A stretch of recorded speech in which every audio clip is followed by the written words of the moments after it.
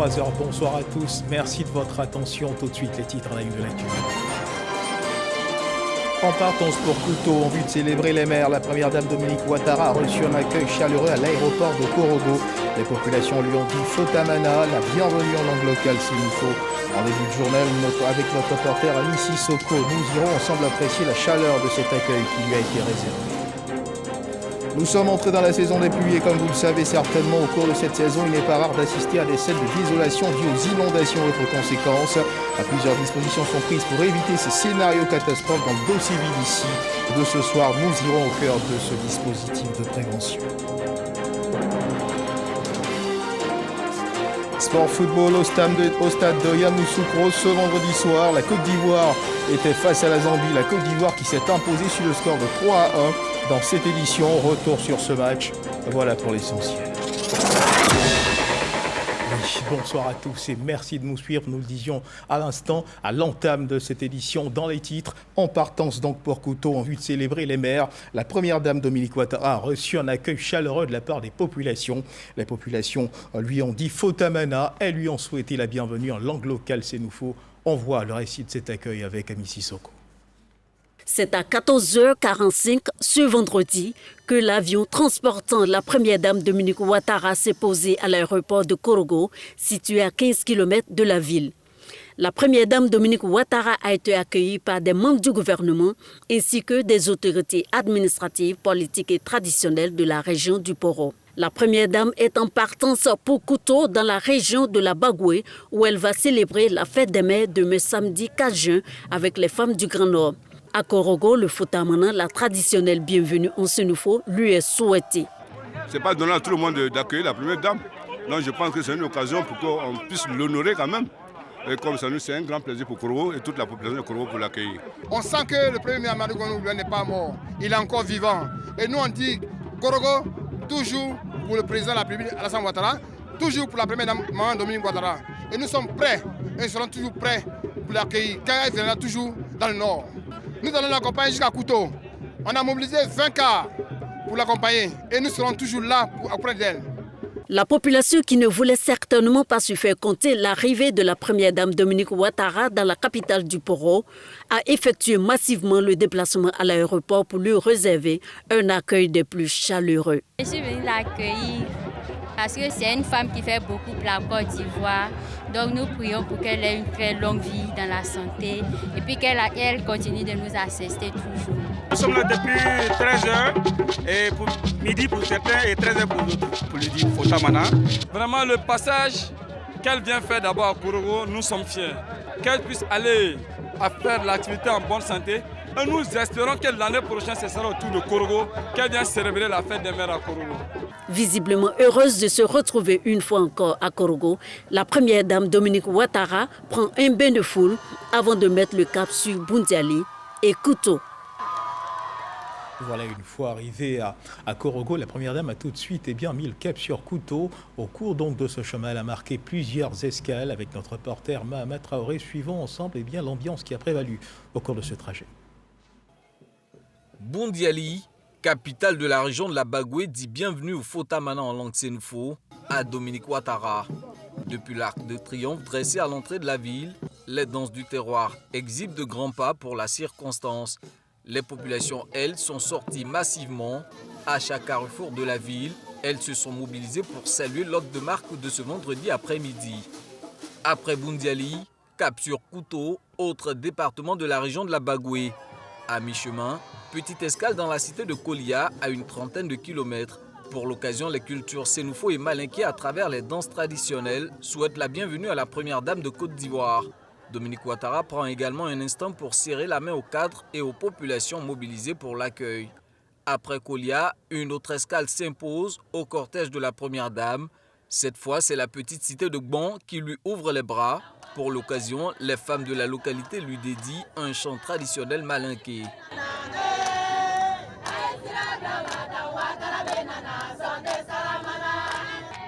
est vraiment content de la venue.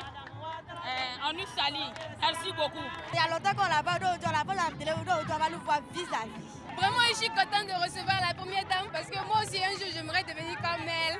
De Bon à Couteau, le cortège de la première dame mettra quelques minutes pour parcourir la dizaine de kilomètres. Ici, au pied de l'Arc de Triomphe, l'épouse du chef de l'État est accueillie par un des illustres natifs de la ville, le ministre Bruno Koné, accompagné des autres cadres ressortissants de la localité. Je suis très heureuse d'être là, chez ma fille, ma serrée, et chez mon neveu, Bruno. Donc je suis chez moi et je suis très heureuse. L'accueil a été très enthousiaste et ça nous a beaucoup touchés. Depuis Korogo, l'accueil chaleureux reçu par la première dame présage déjà de l'ambiance qui régnera ce samedi au stade municipal de Couteau, là où Dominique Ouattara a donné rendez-vous aux femmes du district des Savanes pour la célébration de la fête des mères. Ici à Abidjan, le ministre de la Santé Pierre Demba a effectué une visite inopinée au CHU de Treichville. Il s'est rendu dans les services de pédiatrie, des urgences médicales et de gynéco-obstétrie de ce centre. Notre reporter Jean-Marc Djedji est le témoin de cette visite. C'est en fin d'après-midi que le ministre de la Santé Pierre Demba arrive de façon inattendue au service des urgences médicales du centre hospitalier et universitaire de Treichville. Les chambres d'hospitalisation, les équipements sanitaires, la qualité des soins, tout est examiné minutieusement. Après les urgences médicales, la pédiatrie et le service gynéco-obstétrique sont les points de chute du ministre Pierre Demba. Ici, le ministre est interpellé sur l'envahissement de façon quotidienne des salles de soins par les parents de malades. Ce qu'il faut reconnaître, c'est que les gens travaillent dans des conditions limites où souvent ils sont envahis par des parents et ça ne leur permet pas de faire le travail. Donc je leur ai conseillé de s'adresser à ces parents avec beaucoup de courtoisie. Mais les parents doivent comprendre que c'est des professionnels de santé qui ont besoin de sérénité pour s'occuper des malades. Donc nous avons pris le temps de regarder le fonctionnement. Il y a quelques améliorations qui doivent être apportées au niveau donc, des équipements, notamment les lits, etc. Mais en même temps, nous allons renforcer le personnel pour que de plus en plus, nous soyons dans un processus de retrait des parents des lieux de soins. Au vu du constat, le ministre rassure, des actions sont entreprises par le gouvernement pour rendre accessibles les soins pour tous. Je voudrais vraiment rassurer les Ivoiriens que le gouvernement est en plein travail pour améliorer donc, aussi bien les infrastructures, les équipements, mais surtout la qualité des soins et les rendre accessibles à tous nos parents avec la couverture maladie universelle qui est un processus qui est en cours et qui va prendre de l'accélération ces prochains jours. Cette initiative du ministre de la Santé, Pierre Demba, se tient dans le cadre du projet d'amélioration des prestations dans toutes les structures de la pyramide sanitaire en Côte d'Ivoire. Et vu que nous parlons de santé, comment évolue la Covid-19 dans notre pays? Le point, c'est dans un instant.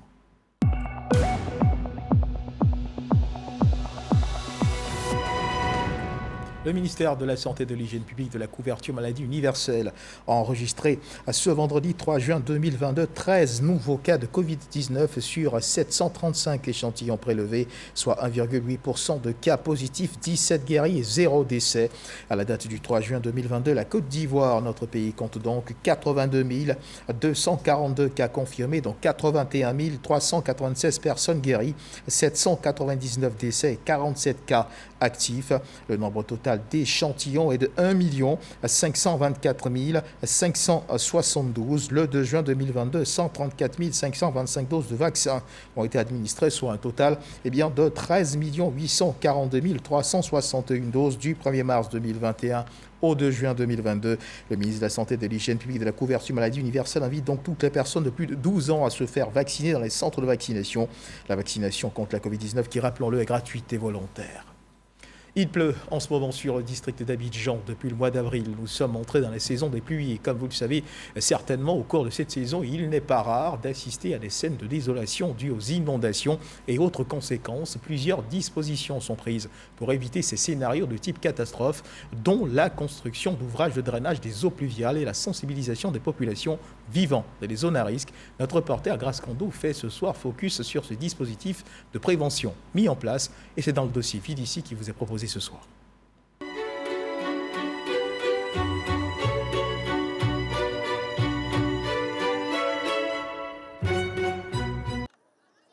Bessikwa, un bidonville niché au cœur du coquet quartier de la Riviera Palmeraie. La saison des pluies offre depuis quelques semaines ses premières précipitations. Pour cette habitante, mère de famille, c'est la période des grandes inquiétudes. Quand il pleut, on ne dort pas. Ça nous fatigue trop. Ça rentre dans la maison.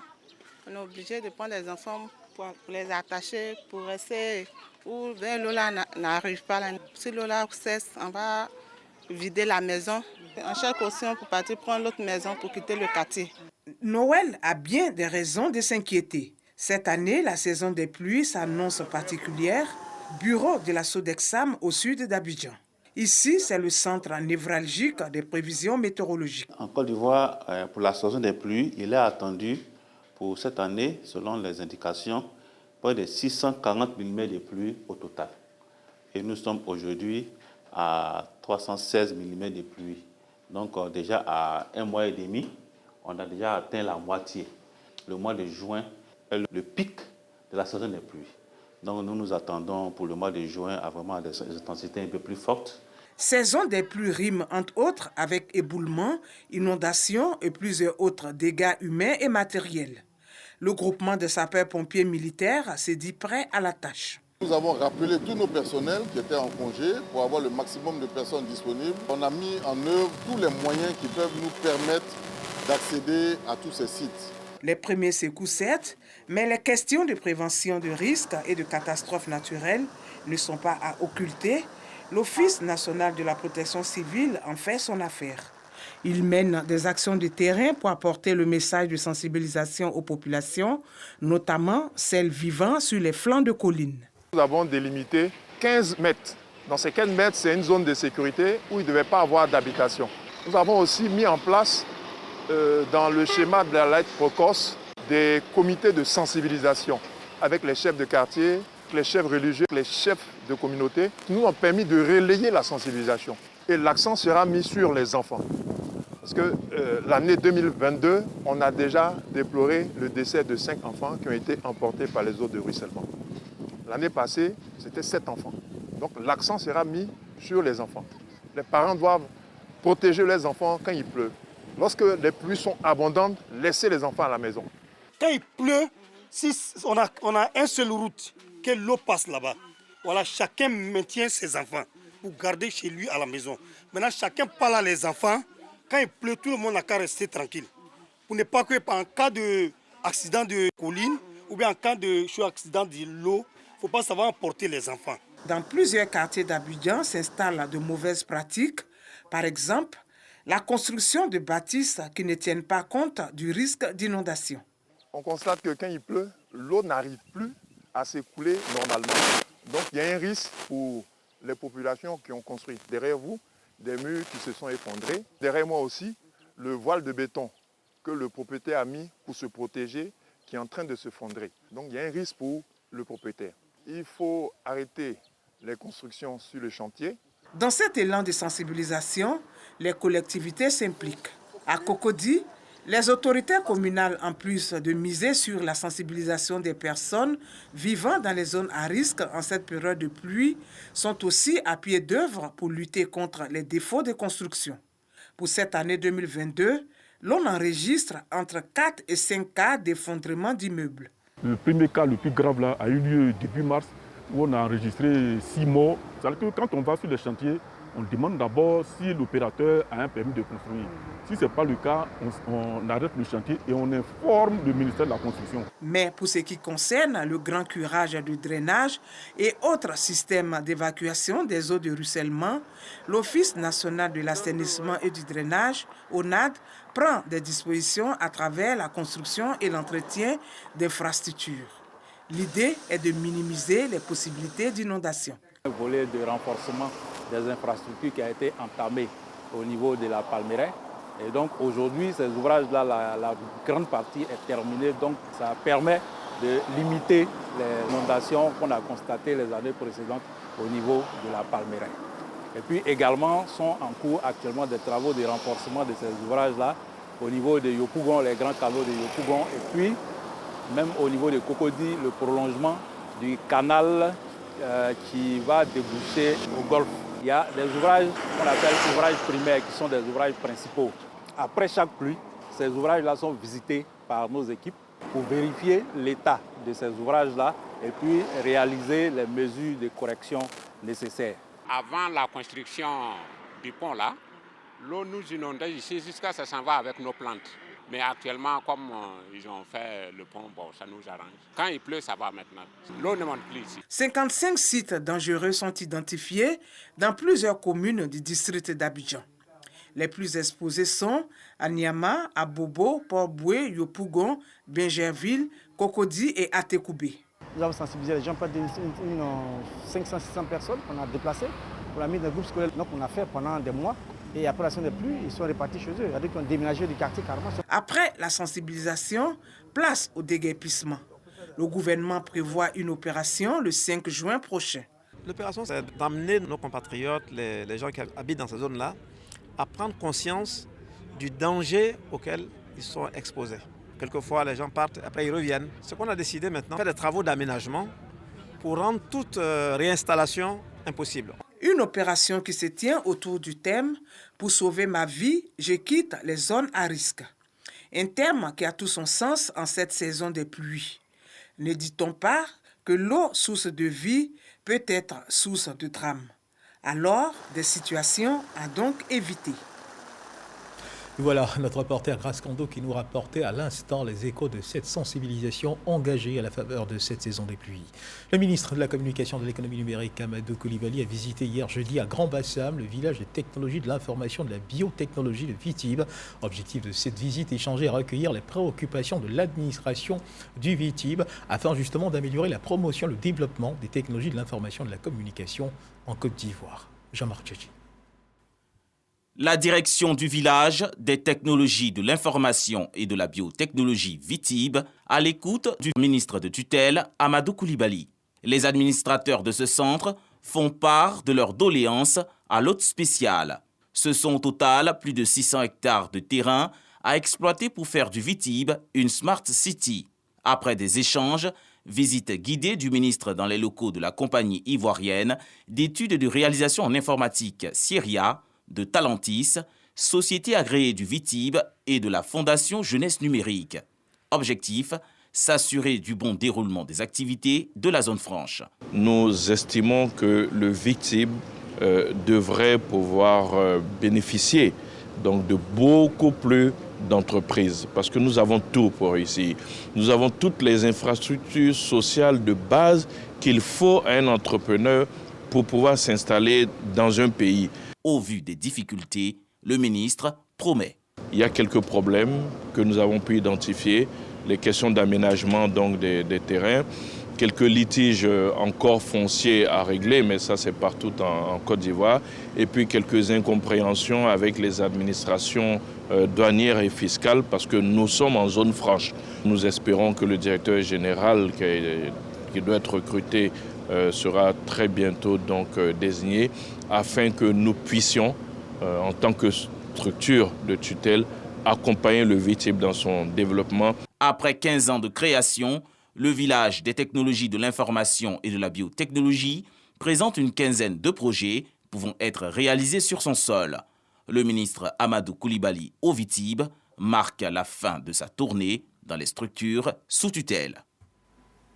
La compagnie aérienne Air Côte d'Ivoire a fait le lancement officiel hier jeudi de sa nouvelle ligne directe Abidjan-Bissau.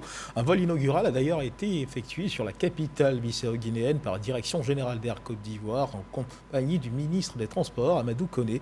Celui-ci a signé pour le compte de la Côte d'Ivoire l'accord bilatéral des services aériens avec la Guinée-Bissau. 3 vols directs partiront désormais chaque semaine à partir d'Abidjan. Reportage, envoyés spéciaux donc, Jean-Louis Bongo et Aziz Gadillo. Ce jeudi matin 2 juin 2022, peu après 8 heures, un Airbus A320 de Air Côte d'Ivoire a décollé de l'aéroport Félix Houphouët-Boigny d'Abidjan en direction de Bissau, inaugurant ainsi le tout premier vol direct régulier entre la Côte d'Ivoire et la Guinée-Bissau. Pour ce vol inaugural, une délégation ivoirienne conduite par le ministre des Transports et constituée d'opérateurs économiques, de personnalités du monde de la culture et des médias ont fait le voyage. C'est vraiment une occasion pour nous en tant qu'agents de voyage de développer le tourisme avec les vols directs et aussi l'économie de la sous-région. Pour aller dans ce pays auparavant, il fallait passer par le Sénégal. Mais avec cette nouvelle ligne-là, on a au moins plus de 2 heures du vol. On espère aussi que ça va permettre de solidariser les liens entre la Guinée-Bissau et la Côte d'Ivoire. La Guinée-Bissau fait partie de la CEDEAO, un pays relativement enclavé du point de vue de la desserte aérienne. Et donc le président de la République nous a instruit à l'effet d'ouvrir cette destination. Après 2h20 de trajet, le vol HF 780 a atterri sur le tarmac de l'aéroport international Osvaldo Vieira vers 10h30. Accueilli dans une ambiance festive par le ministre bissau-guinéen des Transports, la délégation ivoirienne a ensuite été reçue à la présidence de la République où un accord bilatéral de services aériens a été signé entre les deux pays, en présence du chef de l'État, Umaro Sissoko Embalo. Normalement, Côte d'Ivoire et des autres pays doivent booster la Guinée-Bissau parce que c'est nous qui sommes dans le besoin en ce moment. Et la solidarité, c'est très important. Et ce geste pour nous sera marqué à vie. Et c'est le premier vol. Les autorités de la compagnie aérienne, elles, se sont dites honorées et fières de contribuer au rapprochement des deux peuples à travers la création de cette ligne directe. Abidjan-Bissau marque la naissance d'un lien solide entre deux pays frères qui envisagent de raffermir davantage leurs relations et de grandir ensemble, main dans la main. Un véritable pont pour connecter les peuples, mais également les cultures et les hommes d'affaires des deux pays. Nous devrons tout mettre en œuvre pour que la Guinée-Bissau, à travers ses populations et ses hommes d'affaires, puisse aussi bénéficier de ce puissant marché qu'est celui de la CEDEAO avec plus de 300 millions d'habitants. Le lancement effectif de cette nouvelle ligne se fera à raison de 3 vols par semaine, avec Bissau et Johannesburg, Air Côte d'Ivoire étend son réseau à 20 destinations régionales. Et dans l'actualité internationale en Tunisie, le président tunisien Kais Saied a limogé 57 juges mercredi dernier, les accusant de corruption et de protéger des terroristes dans le cadre d'une purge de la justice. Un décret formalisant le limogeage des juges a été publié au journal officiel.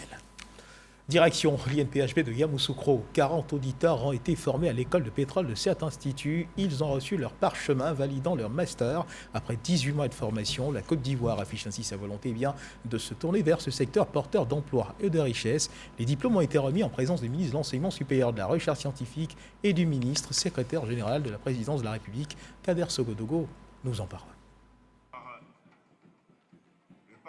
Amphithéâtre Ezan Akele de l'INPHB de Yamoussoukro. On serait tenté de dire, après le travail, la récompense. Il y a moins d'une semaine, une loi faisant la part belle aux Ivoiriens dans le secteur pétrolier était votée au Sénat. Aujourd'hui, ils sont 40 diplômés en master, amont et aval pétrolier qui reçoivent leur parchemin. Ils sont désormais aptes à exercer depuis la recherche jusqu'à la production du pétrole, les tout premiers de la Côte d'Ivoire. L'INPHB, aujourd'hui, reste une école ouverte vers l'international en intégrant les formations de différents pays avec lesquels nous sommes en partenariat, mais reste également une école ouverte vers le monde de l'entreprise avec lequel nous avons de nombreux rapports et qui nous permet justement de former les jeunes directement pour leur insertion. Cette cérémonie, placée sous le parrainage du ministre secrétaire général de la présidence de la République, a été une occasion de revenir sur les efforts consentis par la République pour voir ses enfants se hisser parmi les meilleurs. Tout étudiant, quel que soit l'endroit où il se trouve, de nationalité ivoirienne, admis dans les meilleures écoles de commerce et d'ingénieurs, est automatiquement boursier de l'État de Côte d'Ivoire. C'est vraiment l'œuvre du président de la République. C'était vraiment pour introduire l'équité dans la répartition des bourses. Donc nous avons une liste d'écoles qui a été validée. Si vous êtes admis dans l'une de ces écoles, en grande école, vous bénéficiez automatiquement d'une bourse de l'État de Côte d'Ivoire pour poursuivre vos études. Souvent, on dit en Côte d'Ivoire que relation est mieux que le diplôme. Il faut que cela change. Et c'est tout ce qui est en train d'être mis en place par le président pour faire en sorte que compétence soit mieux que relation. Durant cette fête dédiée à l'excellence, il faut noter 27 diplômés en master data science, big data et intelligence artificielle, 65 ingénieurs du centre français CENAM formés à l'INPHB et 17 masters professionnels en transport et aménagement urbain. Ils ont tous reçu leur parchemin. Une bonne nouvelle pour les travaux de recherche. Un financement annoncé. Je suis heureux de vous annoncer que nous allons mettre en place un financement de la recherche pour les doctorants à hauteur de 10 millions de francs par an et par chercheur sur une période de 3 ans. Tout cela concourt au bien-être de l'enseignement supérieur et de la recherche scientifique en Côte d'Ivoire. Le fait qu'à l'INPHB, les rendements internes et externes frôlent classiquement les 100%, faisant ainsi de cet institut le creuset de la réussite scolaire et de l'adéquation formation-emploi. Les excellentes et pertinentes formations aux écoles et centres qui ont vu le jour à l'INPHB ces dernières années ont attiré de nombreux partenaires nationaux et internationaux, créant ainsi des partenariats de double diplomation et des opportunités de poursuite de formation à l'extérieur pour les apprenants de l'INP. Plusieurs partenariats avec l'INPHB ont été signés au profit de la formation de l'élite. À la faveur de la fête des mères, les mamans de la commune de Yopougon ont été célébrées par le premier magistrat de la commune, Gilbert Kafana-Koné. Plus de 10 000 complets de pain leur ont été remis. Les mamans de Yopougon ont apprécié ce moment de convivialité et ont exprimé leur reconnaissance au maire Gilbert Kafana-Koné ainsi qu'à son conseil municipal. Reportage. Axe William Ponty, mairie de Yopougon. Défilé des couches socio-culturelles ainsi que parade à l'esplanade de la mairie de Yopougon.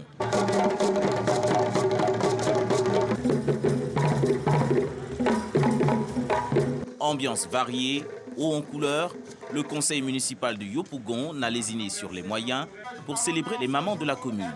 Joie, remise de cadeaux, le premier magistrat Gilbert Koné Kafana a fait des heureuses. Monsieur le ministre Gilbert Koné Kafana, je lui dis merci pour tout ce qu'il fait pour la commune, pour tout ce qu'il fait pour les femmes. Et c'est chaque année, c'est comme ça qu'il nous met à l'aise. C'est une joie. Le trait de ma femme a été tiré. Comme je suis présent, il faut que je prenne pour aller lui faire un cadeau. Ça fait double événement.